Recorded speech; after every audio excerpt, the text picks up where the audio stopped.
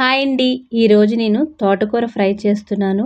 ఆకుకూరలు అనేవి చాలా మంచివి. అందులో తోటకూర చాలా మంచిదండి. ఇది మన కంటి చూపుకు మంచిది. మనకి ఎముకలకి బలాన్నిస్తుంది. ఇందులో ఐరన్ ఉండడం వల్ల రక్తహీనతను కూడా తగ్గిస్తుంది. విటమిన్ ఏ, బి చెప్పుకుంటే చాలా ఉపయోగాలు ఉన్నాయండి. ముందుగా తోటకూరను తీసుకొని కట్టును విప్పి అందులో ఏమైనా పాడైపోయిన ఆకులు, గడ్డి అలాంటివి ఉంటే సెపరేట్ చేయాలండి. తర్వాత ఈ వేళ్ళతో ఉన్న వరకు కొంచెం కట్ చేసి మిగిలిన దాన్ని ముక్కలుగా కోసుకోవాలండి. తర్వాత సాల్ట్ వేసిన వాటర్లో ఒక 10 నిమిషాలు ఉంచి తర్వాత ఇంకో టూ టైమ్స్ కడుక్కోవాలి. ఎందుకంటే ఎక్కువ మట్టి ఉంటుంది కాబట్టి ఆకుకూరలకి. ముందుగా స్టవ్ ఆన్ చేసి ఆయిల్ వేసి అందులో తొక్క తీసుకున్న వెల్లుల్లిపాయ రెమ్మలు వేయాలండి. ఆ తర్వాత 1 స్పూన్ ఆవాలు, 2 స్పూన్ల మినపప్పు, 2 స్పూన్ల శనగపప్పు, 5 ఎండుమిరగాయలు ముక్కలు చేసి వేయాలండి. కరివేపాకు కూడా వేసి పోపు బాగా వేగనివ్వాలి.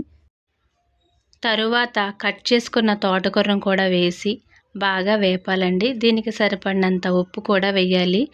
తోటకూర స్టార్టింగ్లో వేయగానే ఎక్కువలా కనిపిస్తుంది, కానీ సాల్ట్ వేసి పగ్గరించిన తర్వాత చాలా తక్కువైపోతుందండి.